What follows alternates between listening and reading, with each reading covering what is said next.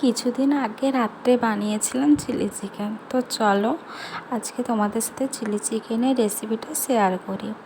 বাজার থেকে boneless chicken আনা হয়েছে, তো ওগুলো দেখো আমি কেটে ধুয়ে পরিষ্কার করে নিয়েছি।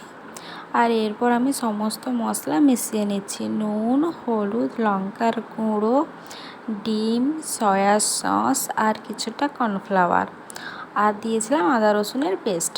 তো এই সমস্ত কিছু দিয়ে হাত দিয়ে আমি ভালোভাবে কিন্তু মিশিয়ে নিয়েছিলাম। তো এটা মিশিয়ে আমি রেখেছিলাম আধ ঘন্টার মতো। তো তোমরা চাইলে 1 ঘন্টাও রাখতে পারো। আর এদিকে পেঁয়াজ, ক্যাপসিকাম, লঙ্কা কুচি, আদা রসুন কুচি সমস্ত কিছু আমি করে নিয়েছিলাম। আর কড়াতে তেল দিয়ে আদা রসুন দেখো আমি ভাজছিলাম, হালকা হালকা করে ভেজে ওর উপরে পেঁয়াজ, ডুমো ডুমো করে কেটে রাখা পেঁয়াজ, ক্যাপসিকাম আর কাঁচা লঙ্কা দিয়েও কিন্তু আমি ভেজে নিচ্ছিলাম। আর দিয়েছিলাম সামান্য পরিমাণে নুন আর সয়া সস, তারপর দিয়েছি টমেটো সস।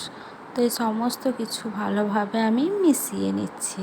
এরপরে একটু জল দিয়ে ভালোভাবে ফুটিয়ে আমি চিকেনগুলো দিয়ে দিলাম। তো এরকমভাবেও তোমরা খেতে পারো। আমি যেহেতু একটু গ্রেভি রাখবো সেই জন্য একটু কর্নফ্লাওয়ার জল এখানে দিয়েছি। জলের সাথে কর্নফ্লাওয়ারটা মিশিয়ে এটা আমি দিয়েছি। তো এরকমভাবে দেখো ভালোভাবে নেড়ে নিচ্ছি, তাহলেই আমাদের চিলি চিকেন কিন্তু একদম রেডি।